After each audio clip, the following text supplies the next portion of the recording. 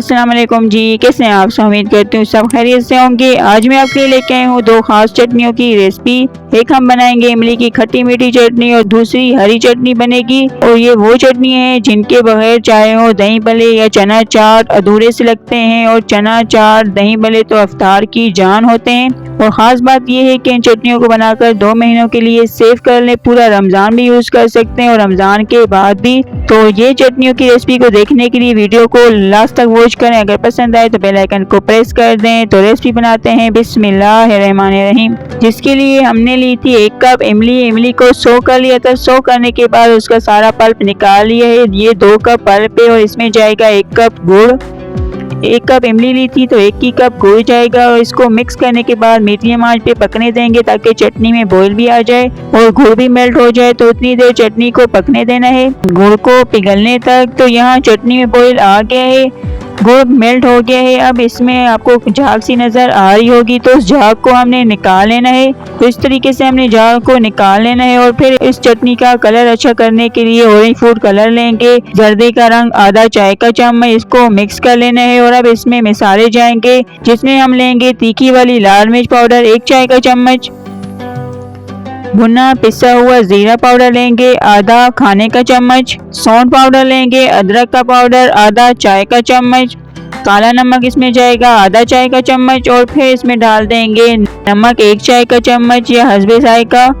अब इन सारे मसालों को अच्छे से मिक्स करते हुए चटनी को थिक होने तक, गाढ़ा होने तक पकाएंगे मीडियम आंच पे। इस चटनी में हमने कॉर्नफ्लावर का यूज़ नहीं करना। कई लोग कॉर्नफ्लावर भी शामिल कर देते हैं चटनी को थिक करने के लिए, लेकिन हमने इसी तरह इसको पकाते हुए ही थिक करना है। तो ये आप देख सकते हैं चटनी गाढ़ी होके तैयार है। इससे ज़्यादा मज़ीद और हमने इसको थिक नहीं करना। जब ये ठंडी होगी तो और ज़्यादा गाढ़ी हो जाएगी। तो अब हमने फ्लेम को ऑफ कर देना है और ये इमली की खट्टी मीठी चटनी तैयार है।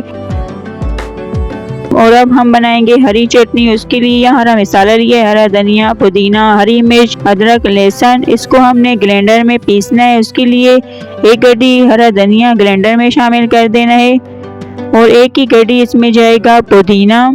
हरा धनिया और पुदीने की इक्वल हमने क्वांटिटी ली है, 1 गड्डी हरा धनिया पुदीना लिया। अदरक जाएगी इसमें 1 इंच के 3 टुकड़े, 3 से 4 लहसुन के जमे। और हरी मिर्च लेंगे 10 से 15 अदद, तीखी वाली हरी मिर्च छोटी वाली, ये ज़्यादा यूज़ होगी। और फिर इसमें डाल देंगे नमक हस्बे जायका, काला नमक शामिल करेंगे 1 चाय का चम्मच, सफ़ेद ज़ीरा आधा खाने का चम्मच। और फिर इसमें शामिल कर देंगे लेमन जूस।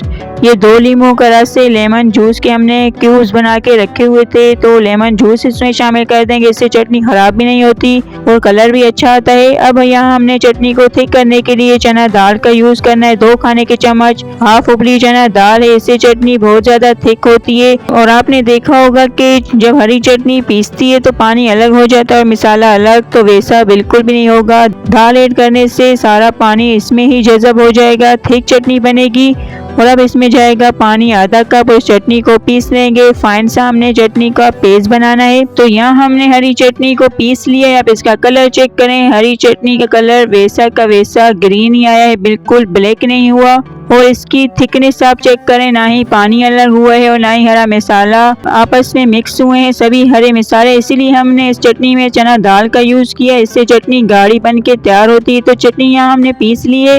अब चटनी को निकाल लेंगे बोल में। तो आप देखें चटनी का कलर, थिकनेस देखें, बहुत ही मज़ेदार सी चटनी बनी है। और अब दूसरी चटनी इमली की खट्टी मीठी, उसको भी बोल में निकाल लेंगे। अभी ये गर्म है, आपको पतली लग रही होगी, लेकिन जब ये ठंडी होगी तो बहुत ज़्यादा थिक हो जाएगी। तो अल्हम्दुलिल्लाह यहाँ हमने चटनियों को रेडी कर लिया है। और इन चटनियों को आपने बनाना है चटपटी रेसिपीज के साथ, जैसे कि दही भल्ले, चना चाट, समोसा चाट, आलू टिक्की चाट और गोलगप्पे। इस तरह की चटपटी रेसिपीज के साथ ये दोनों चटनी बहुत ही मजे की लगती हैं। और जो हमने हरी चटनी बनाई है, इससे आप दही वाली हरी चटनी भी बना सकते हैं, ताकि आपको रोज रोज दही वाली हरी चटनी ना बनानी पड़े। तो हमने चटनी तो बना लिया। हम इन चटनियों को सेव करने का तरीका आपके साथ शेयर करते हैं। सेव करने का तरीका ये है कि यहाँ हमने लिया है शीशे का जार, इसको अच्छे से ड्राई करना है। खुश्क हो, पानी नमी बिल्कुल भी ना हो, जरा सा भी पानी जार में हुआ तो चटनी खराब हो सकती है। ड्राई किया हुआ जार लेना है और फिर इसमें हरी चटनी को डाल देंगे।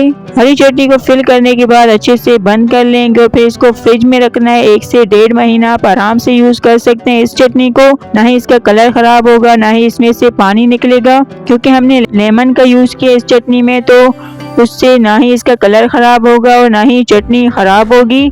और इसकी थिकनेस के लिए अगर दाल का यूज़ ना करें तो और इंग्रेडिएंट्स भी हैं जिससे ये थिक हो सकती है, जैसे कि बेसन की बूंदी है, पीनट और साथ में नमकीन, सेवइयाँ, इन चीज़ों से भी इस चटनी को थिक कर सकते हैं। तो हरी चटनी को हमने शीशे के जार में फिल कर लिया है, अच्छे से बंद कर लिया है। अब हमने दूसरा शीशे का जार लेना है, इसको भी ड्राई करना है। उसमें डाल देंगे इमली की खट्टी मीठी चटनी। इस चटनी को आप 2 से 3 महीने यूज कर सकते हैं फ्रिज में रखते हुए, बिल्कुल भी ये खराब नहीं होगी और फ्रिज में रखना ज़रूरी है। तो आपने इन चटनियों को बनाना है ताकि रमज़ान में आपके लिए आसान हो जाए, रोज़ रोज़ चटनी ना बनानी पड़े। तो ट्राई करें इन चटनियों को, सेव करके रख लें और साथ में कमेंट में अपना फीडबैक लाजमी दें। कैसी लगी आपको ये रेसिपी? अगर पसंद आए तो वीडियो को लाइक कर दें, शेयर करें, चैनल को सब्सक्राइब करना ना भूलें। घंटी के बटन को जरूर प्रेस किया करें ताकि हमारी तमाम आने वाली वीडियो का नोटिफिकेशन आप तक पहुंचे। अब हम मिलते हैं न्यू वीडियो में एक अच्छी सी रेसिपी के साथ। Thanks for watching. तब तक के लिए अल्लाह हाफिज़।